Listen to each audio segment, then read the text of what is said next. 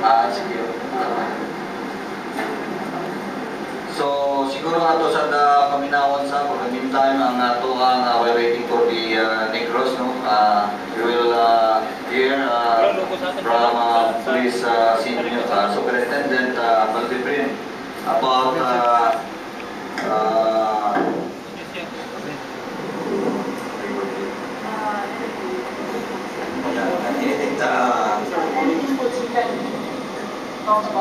about security measures or about the good day from our team.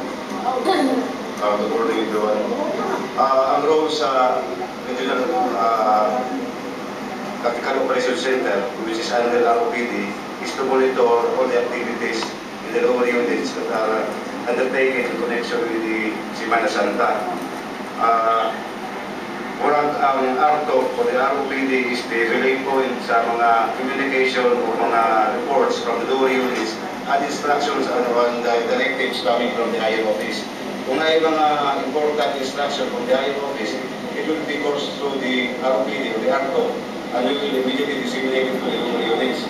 Kung may mga insidente sa lower units, it will be reported directly to RTOP and we will inform our regional director and staff and submit report to the higher office. In connection with that also sa implementation sa LOI sa Semana Santa,